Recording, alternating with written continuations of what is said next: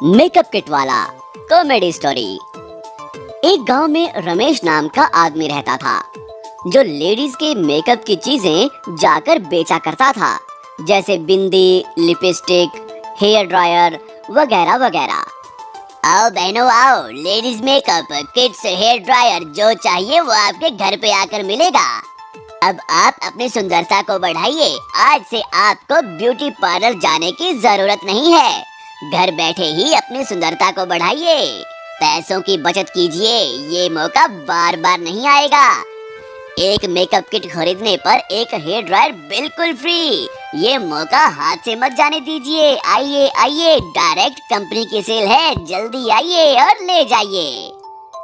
इतने में लक्ष्मी नाम की एक औरत घर से बाहर आती है और कहती है, क्यों भाई, क्या है वो? मेकअप किट है बहन जी, और ये हेयर ड्रायर भी है। क्या आप ब्यूटी पार्लर जाती हैं? नहीं नहीं, मैं कभी नहीं जाती। बिना ब्यूटी पार्लर के ही आप इतनी खूबसूरत हैं, लेकिन आपके चेहरे पर छोटे छोटे काले काले दाग हैं। अगर आप ये मेकअप किट यूज करेंगी तो आपकी खूबसूरती में 4 चांद लग जाएंगे। पता नहीं, मुझे तो विश्वास नहीं हो रहा। मेरा यकीन कीजिए मैडम जी, ये डायरेक्ट कंपनी की सेल है, इंटरनेशनल ब्रांड है। कंपनी वाले आपको ऑफर दे रहे हैं। एक मेकअप किट खरीदेंगी तो ये देखो, यहाँ हेयर ड्रायर मुफ्त में दिया जा रहा है। इसे आप बैटरी की मदद से चला सकती हैं। ये बहुत अच्छा मौका है। आपकी खूबसूरती को बढ़ाने का ऐसा मौका बार बार नहीं आएगा। ले लीजिए। एक किट कितने का है? एक किट 500 का है और हेयर ड्रायर बिल्कुल मुफ्त। अरे बाप रे, इतना दाम मुझे नहीं चाहिए। ऐसा मत कहिए। अगर आप ब्यूटी पार्लर जाओगे तो लगभग 1000 से 1500 रुपए खर्च होंगे। वहीं अगर आप ये किट खरीदेंगी तो 5-6 महीने आराम से आप मेकअप कर सकती हैं। पैसे भी ये काम कर रहे हैं या नहीं, हम कैसे यकीन करें? आप डरिए मत, मैं आपको सब बताता हूँ। आपके चेहरे पर जो काले दाग हैं, उन्हें मैं चुटकियों में गायब कर सकता हूँ, और इस ड्रायर से बाल कैसे सुखाना है वो भी मैं बताऊंगा। ठीक है, पहले मेरे चेहरे पर जो काले दाग हैं उन्हें निकालो, फिर देखते हैं। जी जरूर। पहले आप इस क्रीम को अपने चेहरे पर लगा लो। 10 मिनट बाद चेहरे को ठंडे पानी से धो लीजिए। आपके दाग गायब हो जाएंगे। ये कहकर रमेश लक्ष्मी को क्रीम देता है। लक्ष्मी क्रीम को अपने चेहरे पर लगा लेती है। मैडम, अब मैं आपको हेयर ड्रायर कैसे इस्तेमाल करते हैं वो बताता हूँ। ये यहाँ बैटरी से चलता है। ये कहकर रमेश हेयर ड्रायर ऑन करके लक्ष्मी के बालों के पास रखता है। हेयर ड्रायर लक्ष्मी के सारे बाल खींच लेता है। इससे लक्ष्मी के सारे बाल झड़ जाते हैं। हे भगवान, मेरे बालों को क्या हो गया? मेरे सारे बाल झड़ गए। क्यों रे, तुझे अकल है या नहीं? अब मैं टकली हो गई हूँ। मेरे पति मुझे पहचानेंगे या नहीं? लक्ष्मी अपने आप को आईने में देखती है। माफ कर दीजिए मैडम, मुझे पता नहीं था कि ऐसा भी हो सकता है। आप घबराइए मत, मैं आपको विग देता हूँ। आप विग का इस्तेमाल कर लीजिए। देखिए, बहुत अच्छी विग है मेरे पास। क्या मैं विग लगाऊं? तुम्हें अकल है या नहीं? मुझे मेरे बाल चाहिए। अरे रे, इतनी जल्दी आपको बाल कैसे मिलेंगे? 2-3 महीने तो लग जाएंगे ना मैडम। मुझे नहीं मालूम, मेरे बाल मुझे चाहिए। अगर मेरे पति मुझे इस हाल में देखेंगे तो मेरी खैर नहीं। आप मेरी बात सुनिए मैडम, ये विग ले लीजिए प्लीज।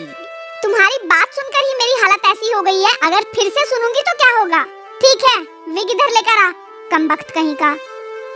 लक्ष्मी विग लेती है। मैडम, इस पानी से आप अपना चेहरा धो लीजिए। आपके चेहरे के सारे काले दाग चले जाएंगे। लाओ दो। लक्ष्मी पानी लेकर अपने चेहरे को साफ करती है।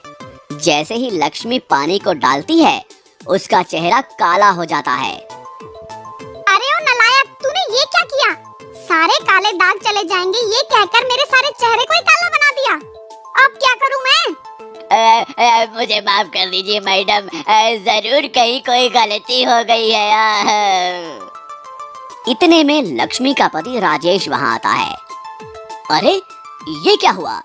तुझे मेकअप किट के बारे में कुछ पता भी है या नहीं, या वैसे ही कहीं से भी मेकअप किट उठा कर ले आया?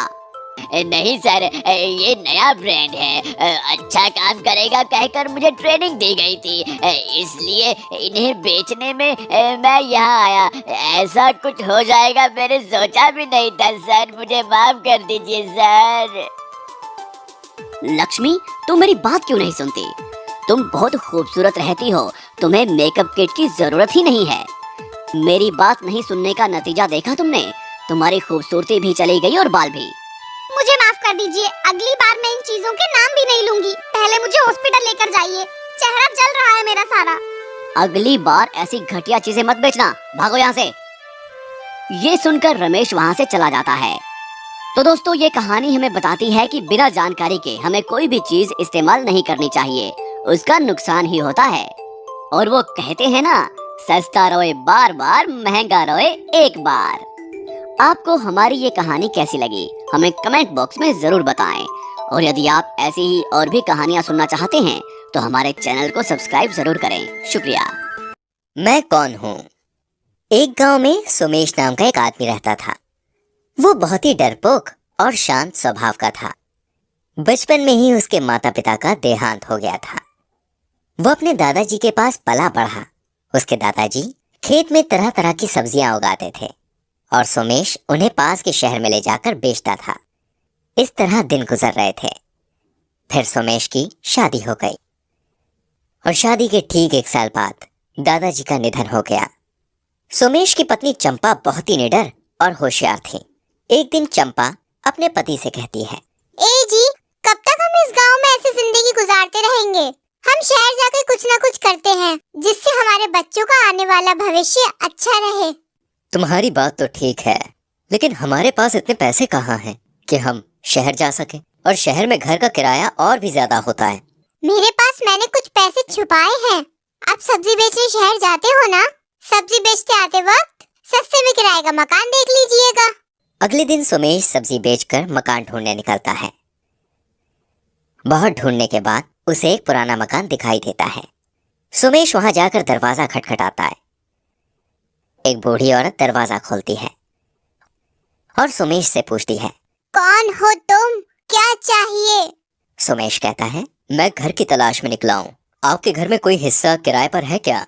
वो बूढ़ी औरत सोमेश को देखते हुए कहती है, मैं मकान किराए पे नहीं देना चाहती, बल्कि मैं बेचना चाहती हूँ। मेरा बेटा दूसरे गांव में है। मैं अपना मकान बेचकर अपने बेटे के पास जाना चाहती हूँ। मुझे बस तुम 50,000 रुपए दे दो, मैं मकान तुम्हें बेच दूंगी। सोमेश कहता है, मेरे पास इतने पैसे नहीं हैं कि मैं मकान खरीद सकूं। क्या मैं मकान देख सकता हूँ? हाँ हाँ, आओ अंदर आओ बेटा। मकान बहुत बड़ा था। सोमेश को बहुत पसंद आया। वो बूढ़ी औरत से कहता है, कल मैं अपनी पत्नी को लेकर आता हूँ और उसे ये मकान दिखाता हूँ। अगर उसको पसंद आ गया तो मैं इसको खरीद लूंगा। सोमेश घर जाकर बीवी को सारी बात बताता है और उसे उस मकान में लेकर आता है। चंपा और सोमेश दोनों को मकान बहुत पसंद आता है और वो अपने खेत बेचकर उस मकान को खरीद लेता है। चंपा कहती है, उस बूढ़ी औरत ने मकान हमें इतने सस्ते में कैसे दे दिया? सोमेश बोला, मुझे क्या मालूम, भगवान की कृपा से हमें अपना घर मिल गया, बस ये काफी है। चंपा और सोमेश घर को सजाते सजाते थक जाते हैं और जल्दी सो जाते हैं। आधी रात को एक भयानक आवाज सुनाई देती है। चंपा और सोमेश हड़बड़ा कर उठते हैं। चंपा और सोमेश को भयानक आवाजें सुनाई देती हैं और वो डर जाते हैं। फिर तभी उन दोनों को एक सवाल सुनाई देता है, मैं कौन हूँ? दोनों डर के मारे थर थर कांपने लगते हैं। उनके मुंह से एक भी शब्द नहीं निकला और फिर एक बार जोर से आवाज आई, मैं कौन हूँ? चंपा कांपते हुए बोलती है, हम नहीं जानते। तभी अचानक एक हवा में लाठी आती है और चंपा और सोमेश को जोर जोर से पीटने लगती है। चंपा और सोमेश रोने लगते हैं और चिल्लाने लगते हैं, बचाओ बचाओ, मैं कल फिर आऊंगा, तुम सोच के रखना मैं कौन हूँ। दोनों पति पत्नी पूरी रात सो नहीं पाते। वो दोनों समझ गए कि उस बूढ़ी औरत ने इतने कम दाम में इस घर को क्यों बेचा।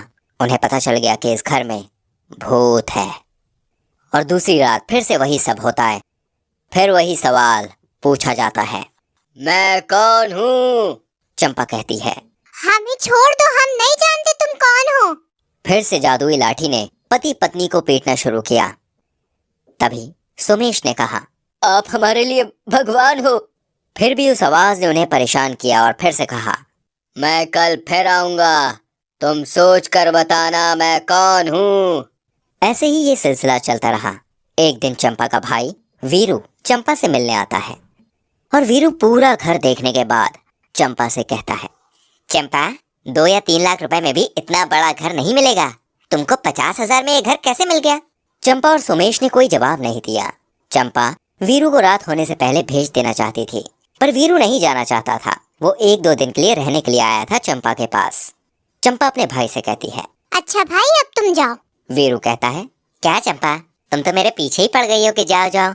कल मुझे शहर में थोड़ा काम है, मैं उस काम को कर लूंगा, फिर उसके बाद चला जाऊंगा। आखिरकार चंपा अपने भाई को बोलती है, अगर रात को यहाँ रहोगे तो भूत से बच नहीं पाओगे। वीरू कहता है, भूत?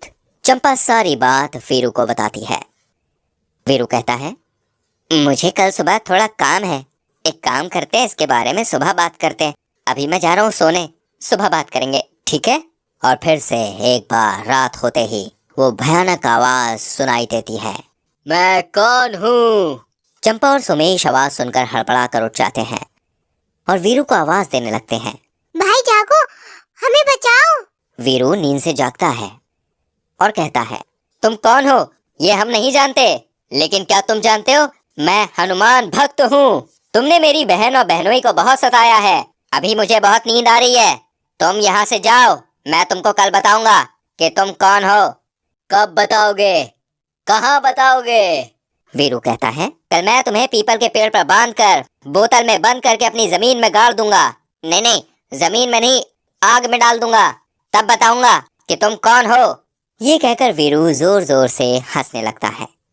ये सुनकर वो आवाज कहती है, अरे बाप रे, इतने छोटे सवाल की इतनी बड़ी सजा मत दो मुझे, ऐसा मत करना, मैं यहाँ से चला जाता हूँ। ये कहकर वो भयानक आवाज आना बंद हो जाती है और अचानक से एक पोटली घर में गिर जाती है। सोमेश्वर पोटली को उठाकर खोलता है। उस पोटली में बहुत सारे सोने के सिक्के थे। सोमेश और चंपा उन सिक्कों को देखकर बहुत खुश हो जाते हैं। वीरू कहता है, जीजू तुम एक मर्द हो, तुम्हें किसी से डरना नहीं चाहिए। भूत हो या इंसान, डरने वाले को और डराया जाता है। हमें हिम्मत के साथ सारी मुसीबतों का सामना करना चाहिए, ना कि डर से। सोमेश कहता है, हाँ वीरू, तुम बहुत छोटे हो, लेकिन तुमने मुझे जीवन का एक बहुत बड़ा सत्य बताया, तुम्हारा बहुत बहुत शुक्रिया। उस दिन के बाद से चंपा और सोमेश उस घर में आराम से रहने लगे। कहानी से हमें ये सीखने को मिलता है